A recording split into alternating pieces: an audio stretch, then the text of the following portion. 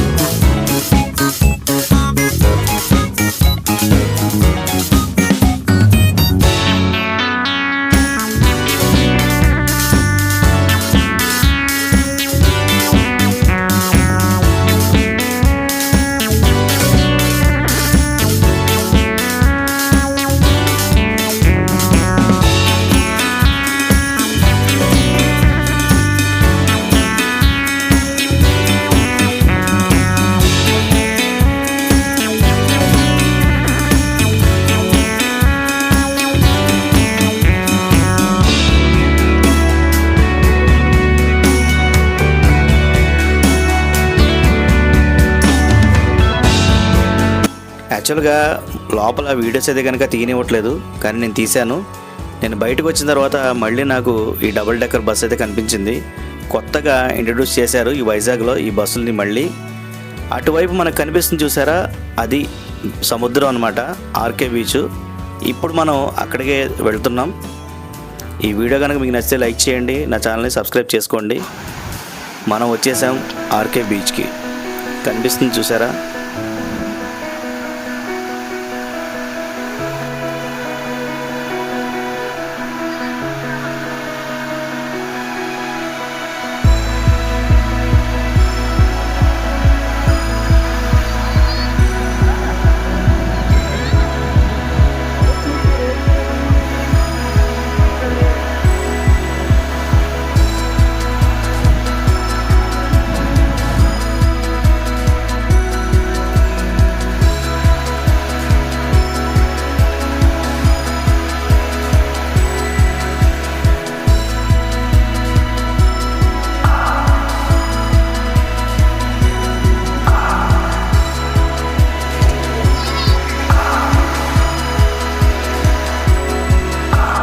ఈ టైంలో క్రౌడ్ చాలా ఎక్కువగా ఉంటారు. ఈ ఆర్కే బీచ్లో చాలా సందడిగా ఉంటుంది ఈ ఏరియా అంతా కూడాను. పదండి ఇప్పుడు మనం బీచ్ లోపలికి అయితే కనుక వెళదాం. ఈ ఆర్కే బీచ్ ఈవినింగ్ టైం చాలా బాగుంటుంది లైటింగ్తో మరియు జనాలతో. ఈవినింగ్ టైం ఇక్కడ జనం వచ్చి ఇక్కడ రిలాక్స్ అవుతూ ఉంటారు, వాకింగ్ చేస్తూ ఉంటారు, యోగా చేస్తూ ఉంటారు. కానీ ఈ వైజాగ్లో ఎయిర్ షోలు జరుగుతాయి. ఈ ఎయిర్ షోలు జరిగినప్పుడు ఈ బీచ్కి తప్పకుండా విజిట్ చేయాలి. మీరు వచ్చినప్పుడు ఎయిర్ షో ఎప్పుడైతే జరుగుతుందో చూసుకుని ఈ బీచ్ని అయితే కనుక విజిట్ చేయండి. ఈ బీచ్లోనే మనకి చాలా రకాల ఫుడ్ స్టాల్స్ అయితే కనుక ఉంటాయి. అన్నీ మనకి అందుబాటులో దొరుకుతాయి. బయటికి రోడ్డు మీదకి వెళ్ళాల్సిన అవసరం లేదు, మనకి ఈ బీచ్లోనే అందుబాటులో ఉంటాయన్నమాట. వైజాగ్లోనే ఫేమస్ మూరి మిక్చర్ ఈ బీచ్లోనే ట్రై చేయండి, చాలా బాగుంటుంది. నేను తిన్నాను, సూపర్గా ఉంది. మీరు వచ్చినప్పుడు తప్పకుండా మూరి మిక్చర్ని ట్రై చేయండి. ఈ మూరి మిక్చర్లో మామిడికాయ ముక్కలేసి చేస్తారు, చాలా బాగుంటుంది. ఇక్కడ ఈ బీచ్లో ఫన్ యాక్టివిటీస్ కూడా ఉన్నాయి పిల్లల కోసం. నేను అలా కాసేపు ఈ బీచ్లో ఎంజాయ్ చేసి నేనైతే ఇంకా నా హోమ్ టౌన్కి బయలుదేరిపోయాను. ఈ వీడియో మీకు ఎలా అనిపించిందో తప్పకుండా కామెంట్ చేసి నా ఛానల్ని సబ్స్క్రైబ్ చేసుకోండి. మరో కొత్త వీడియోతో మళ్ళీ కలుద్దాం. Thank you for watching. Take care.